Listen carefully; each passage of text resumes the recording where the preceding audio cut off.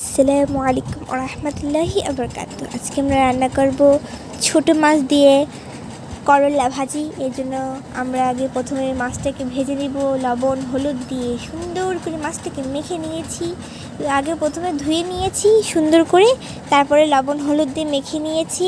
এখন আমরা ভাজার পালা মাছটাকে।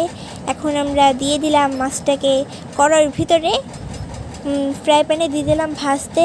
সামান্য তেল দিয়ে আমরা ভেজে নিচ্ছি। খেয়াল রাখতে হবে চুলা আঁচটার জন্য মিডিয়ামে থাকে, একদম কড়া করে ভেজে নিতে হবে। একেবারে মানে ভাঙলে মনে মুচমুচ করবে এরকম ভেজে নিতে হবে গাইস। এরকম করে আমাদের ভাজা হয়ে গেল, একটা বলে উঠিয়ে নিলাম। এখন আমরা যাব করলাটাকে রাঁধতে।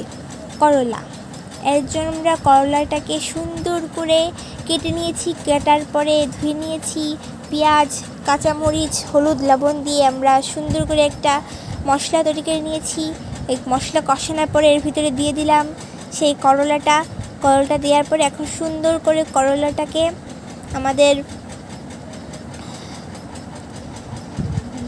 ভেজে নিতে হবে। ভেজে নেওয়ার পরে দেখুন গাইস, একটা অন্যরকম একটা ডিফারেন্স কালার চলে এসেছে।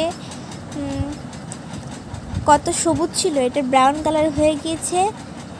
একটু পরে আমরা দিয়ে দেব সে মাছগুলো।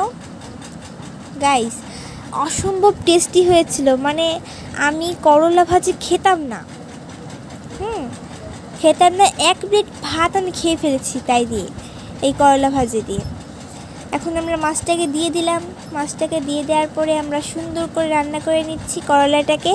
খেয়াল রাখতে হবে চুলা আঁচটার জন্য মিডিয়াম আঁচে থাকে। গাইস এত দুর্দান্ত স্বাদের হয়েছে, যে না খাবে সে তো মিস করবে খাবারটা, এত দুর্দান্ত স্বাদের হয়েছে। আর আমি করলা ভাজি খাই না, তিতা খাই না, এটা আমি এক প্লেট ভাত খেয়েছি এটা।